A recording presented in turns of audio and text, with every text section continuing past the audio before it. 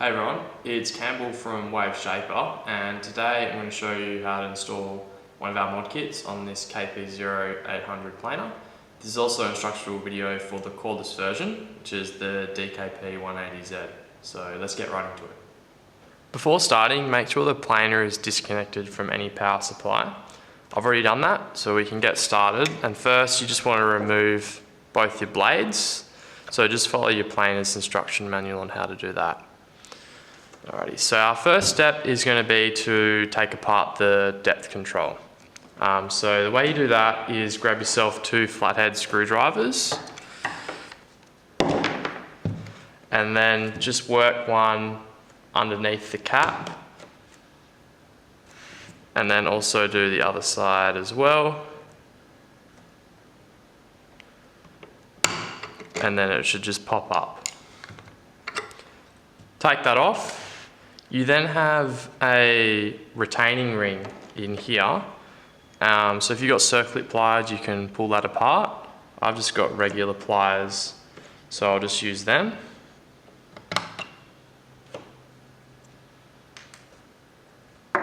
Alright, grab the knob that you just undid. Don't push it down all the way, but use it as a socket to unscrew the nut inside.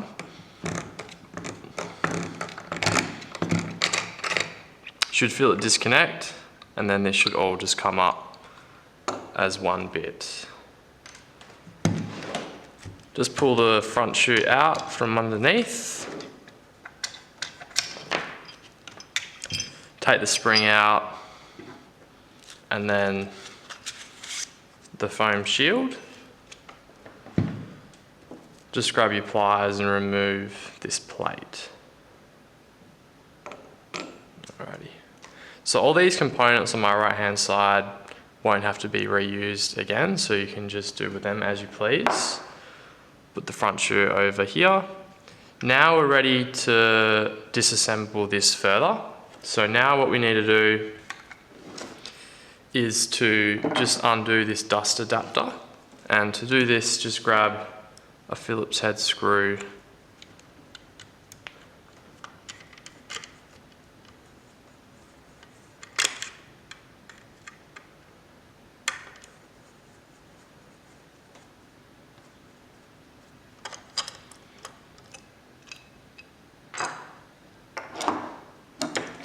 Grab a flathead screwdriver and then also unscrew your brush caps and take your brushes out. So you've got two here.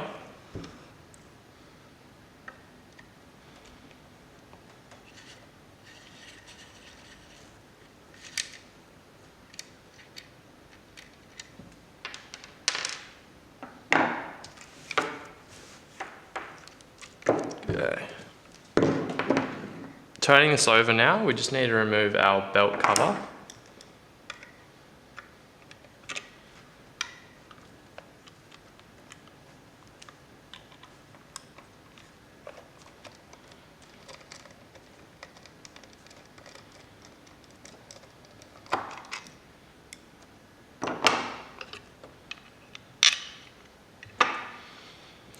Now to remove the belt, just push it off to one side and then rotate.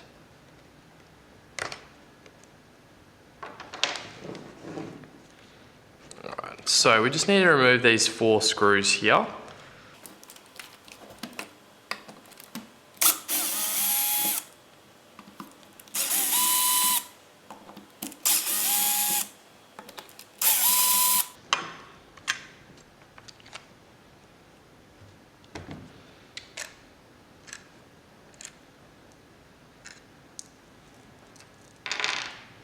So we're now ready to remove our motor housing. So the easiest way to do that is to grab yourself a flathead screwdriver, just orient the cutter like so, and just put a light amount of force until you see it pop. Just a little bit more. And then it will just slide out.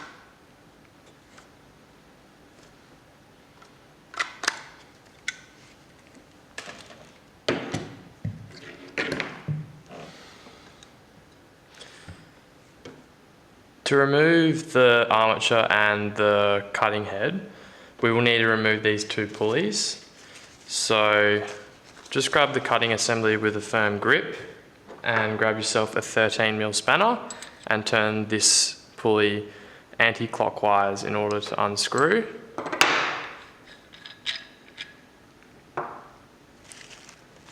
Now for the armature, this is a left-hand thread, meaning you do have to turn this clockwise in order to unscrew. Alrighty. Sometimes these can be a little bit stiff. So first off, just try and wriggle them out. Yep. So that's the cutting head. Now moving on to the armature.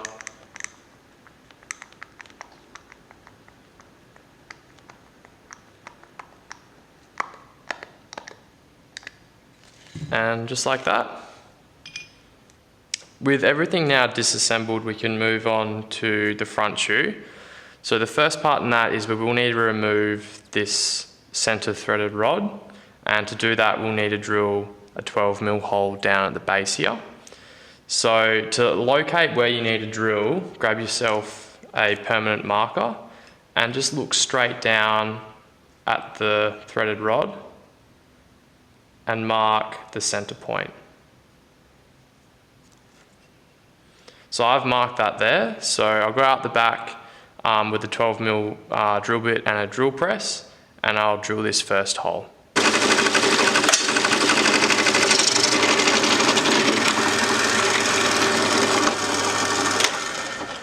After drilling the threaded rod out, your front shoe will look like this. So we have a bit more material to remove, just this part through here.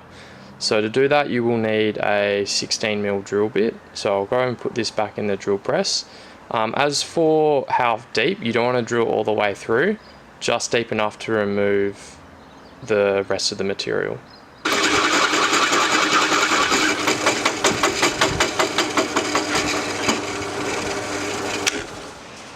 The material has now been removed. I just need to get rid of a little bit of extra with some small pliers, so I'll go ahead and do that.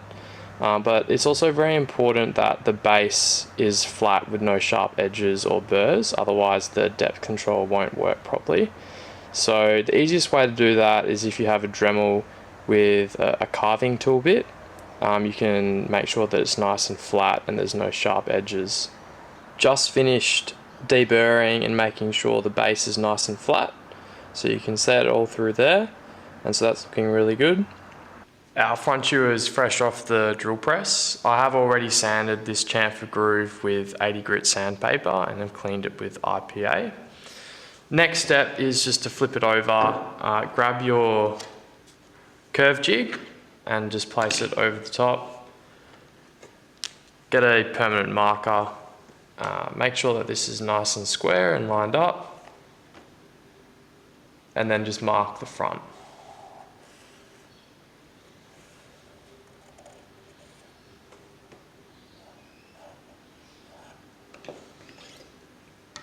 Perfect.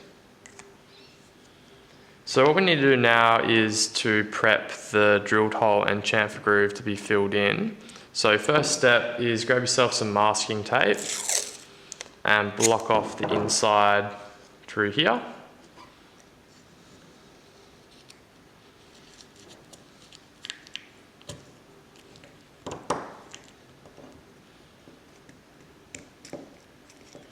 Just going to flip it over and just prep the top surface.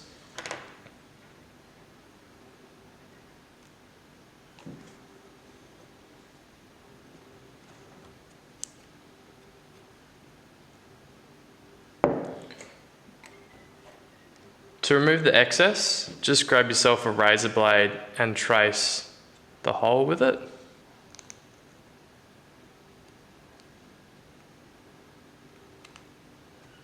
I'm just going to mix up some more JB Weld, then I'll fill this in.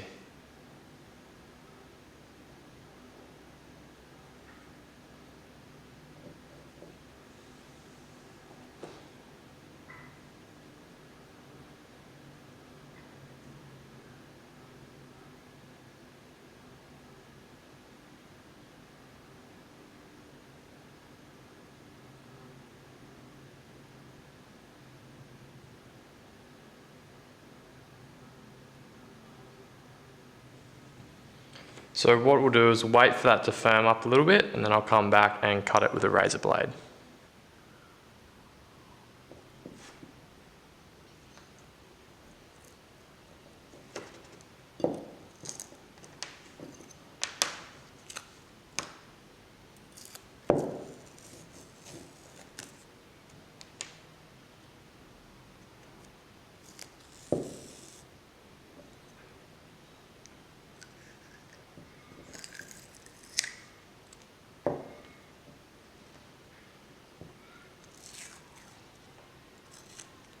With the JB Weld curing in the front shoe, now is the perfect opportunity to prep our motor housing. So we will need to sand this part through here. As for how much material we need to remove, just about the thickness of this part through here. So grabbing a set of calipers, this usually measures about 1.9, 2 mil. So this one's measuring right on 2 mil. Now we don't want to remove all of that material, we do want to leave roughly 0.5 millimeters. So the easiest way to do this is a bench disc sander. So sand it a little bit, stop, come back, and then just measure this part through here, and you're looking for, as I said before, 0.5 millimeters. Now as you're sanding, make sure you also have your belt cover installed and the Phillips head screwed down. So I'm going to quickly do that out the back. With the housing now sanded, we can reinstall this back into the planer. So first step is to grab the cutting head and just insert it inside. Grab the big pulley, screw that on clockwise.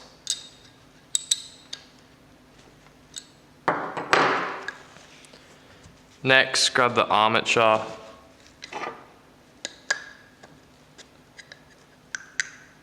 and then the small pulley and turn anti-clockwise.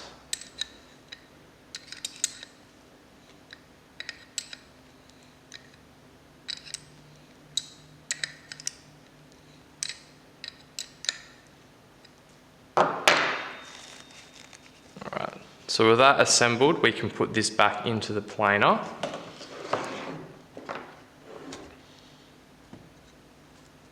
So make sure it's all lined up when you put it back, and just press down on each side and you should hear it click into place like that.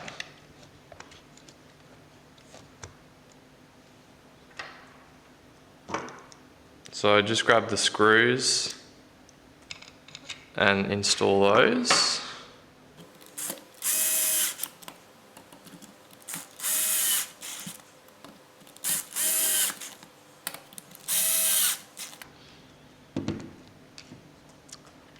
Grab the belt and just twist it on.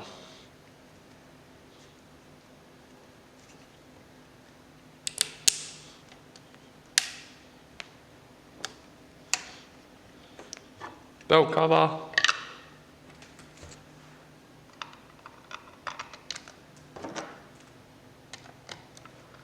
And screw that down.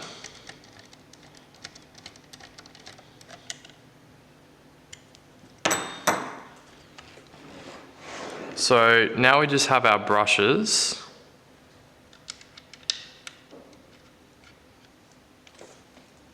Grab your brush cap.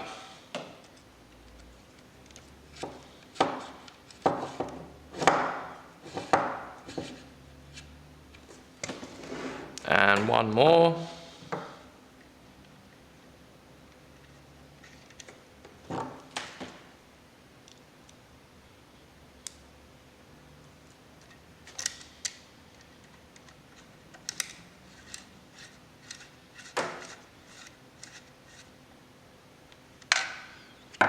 And now we just need to reinstall our dust nozzle.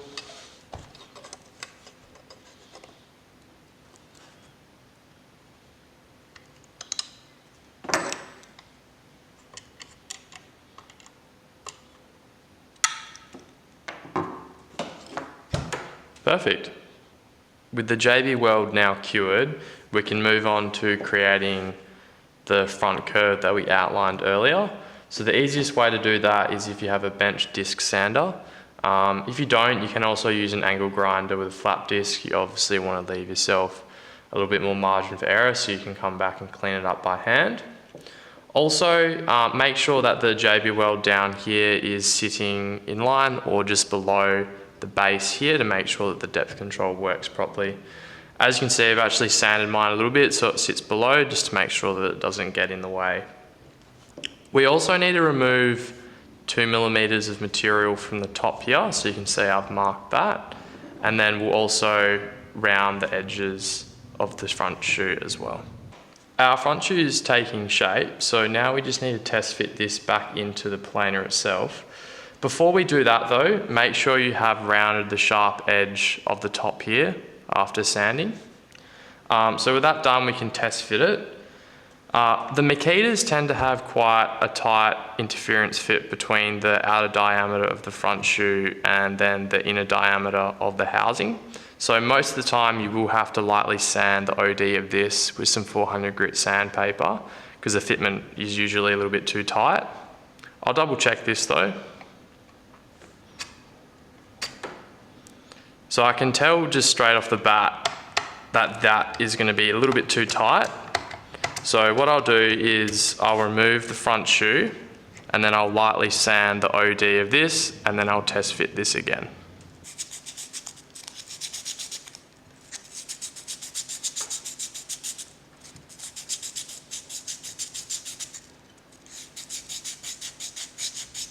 I've just finished sanding the front shoe, so I now need to test fit this back into the housing.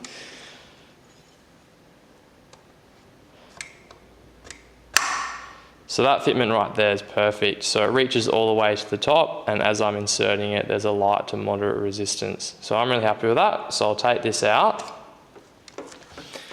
We now need to add a little bit of JB weld on this left hand and right hand side corner. So the reason why we do that is to eliminate the side to side play. So to show you what I mean, you can see as the front shoe is inserted into the housing, you do have some side to side play.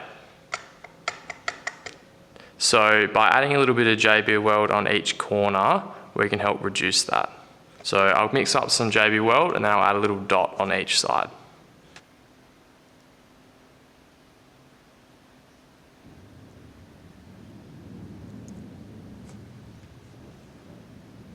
The JB weld has now cured and I've also sanded each corner so that the front shoe can get inserted back into the planer. If you don't sand these enough, then the depth control will be too stiff, and then obviously if you sand them too much, you'll introduce the play back into it. This right here, I've sanded it, it's pretty much perfect, so I'll show you how that looks. So when the front shoe is inserted, the side to side play is very minimal. So you won't be able to eliminate this completely, but you'll be able to get it a lot better. I've just got the bottom part of the depth control out of the plastic bag, and it's now time to test fit this into the front shoe. So just place it inside. Now this is a very important step. This part here has to be touching the bottom of the front shoe for it to work as designed. So just check and look down through here. Now I can see that this one is touching the bottom, and also when I lift this up and down, I can feel it's not catching on the sides and it is reaching the bottom through here. Now if your fitment is a little bit too tight, just take this out, sand the inside diameter of this, and then test fit this again until you get the right fitment. This one here is fitting fine, so we'll move our attention to the cover. Now I've already sanded this one with some 80 grit sandpaper in order to get the right fitment. So when testing this, you want some light resistance as you push it in, and this will be recessed about 1mm from the top. So that's looking fine there. So what I'll do is I'll just remove both of these, and then we can get ready to glue that into the front shoe. Everything has now been prepped. So for the depth control, there is an oil coating that will be on here, which you'll need to remove just with some water and detergent, which has been done. The inside diameter of the front shoe has also been sanded with 80 grit sandpaper, and same with the OD of the depth control. Both of those surfaces have been cleaned with RPA to make sure that they're nice and clean. The front shoe, I've also double checked that there's no sharp burrs of metal or JB Weld raised down in the bottom here, so that's all good. And lastly, dry lubricant has been applied to the inner workings of the depth control. So it's very important not to use a wet lubricant like grease. A dry lube like PTFE spray is absolutely fine. So what I'll do now is I'll put on some gloves and then we'll glue this into the front shoe. When you're applying the JB Weld, if you apply it and push it away from you, it will keep the depth control together. So that's a nice, even, uniform coat. So now I'm just going to insert it into the front shoe.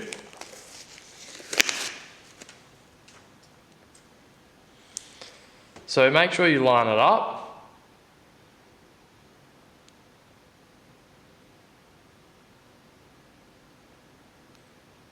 And push it all the way down to the bottom. It's also important to hold the depth control in the most anti-clockwise position and make sure it's nice and firm.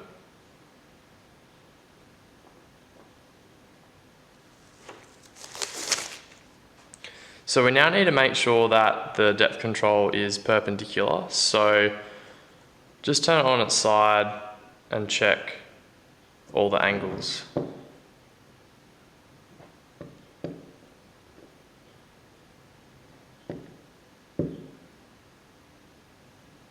So that's perfect. So don't worry about the excess for the moment. We'll wait for it to firm up a little bit and then we'll come back and you'll easily be able to remove that with a food skewer or a small flathead screwdriver.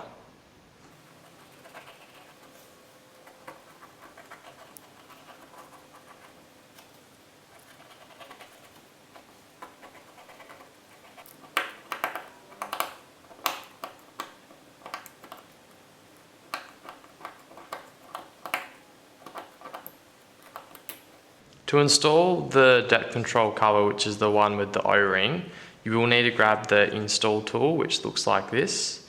Now this has already been sanded with some 80 grit sandpaper, so just make sure that it's nice and clean by wiping it with some RPA, which I've already done. So now what I'll do is I'll mix up some JB Weld and then I'll put a very thin coat on the outside part. Just place the cover on your finger like this with the O-ring facing this way and just put a light coat around the circumference.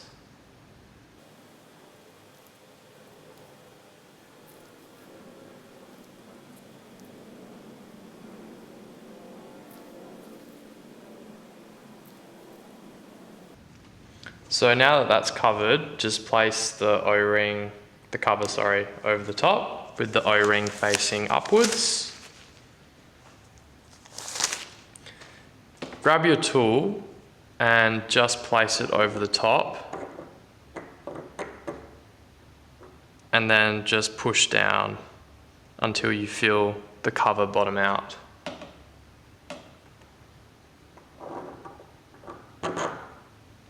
So that's perfect.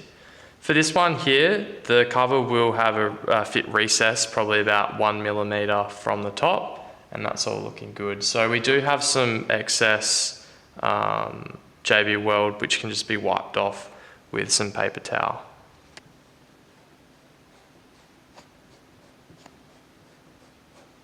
Our front shoe is now fully cured, so now it's time for us to put that back into the planer. I have drilled this hole here with a 13mm drill bit, just so it accepts this slightly thicker part through here, and also double check that there's no sharp edges or burrs underneath. Before we get started, I just quickly want to talk about blades. So a lot of the time these planers come from the factory and the blades aren't calibrated properly, so I would highly recommend that you readjust them. What you're looking for is you want the blades to essentially be the same height as the rear base and also even from side to side. I've already done that on this planer here, so now I'm ready to move on.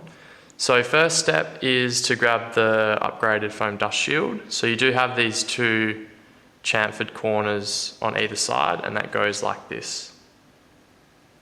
So now we need to index our front shoe to the rear base, and this is what the spacers are for.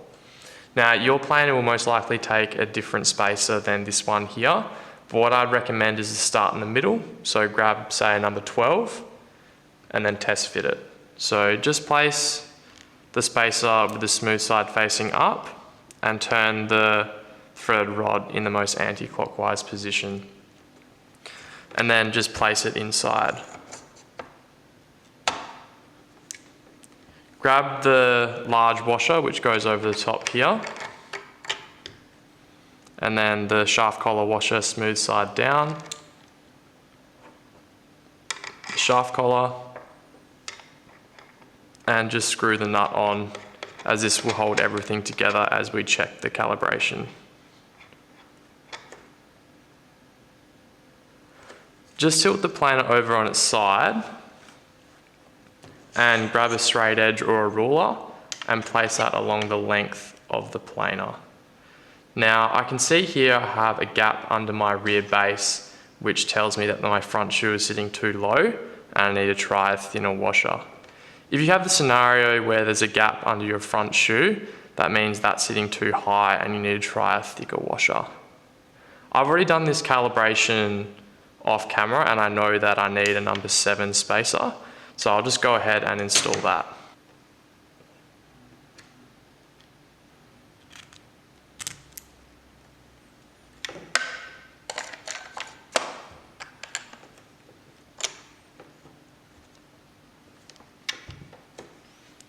Grab the shaft collar washer, smooth side down, the shaft collar itself. Now if you plan on using the ball and stem, now's the time to calibrate that. So just grab the longest rod and screw the ball onto the end, and then just screw that into the collar. Next, grab your nut and make sure this is in the anti-clockwise position, and then just screw this down. Now if you prefer a tighter feeling when you turn the depth control knob, you can screw this down a little bit harder to create that. What I'd recommend is if you just start with the nut just touching the shaft collar, but you can play around with this and see what you prefer. With that there now, we can adjust our position of our ball and stem.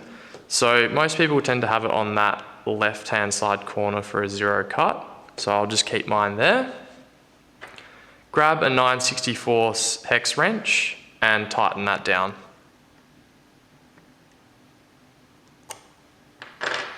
Just remove the nut.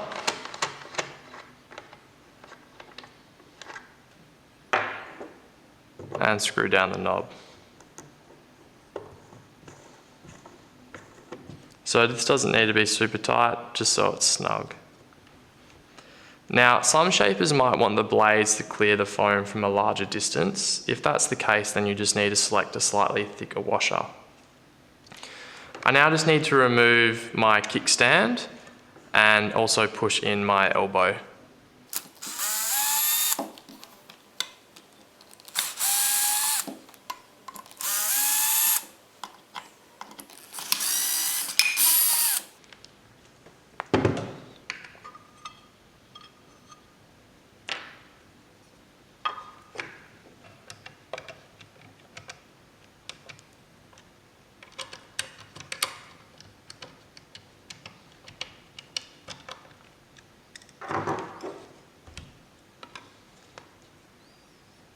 The conversion is now complete and the plane is ready to mow some foam.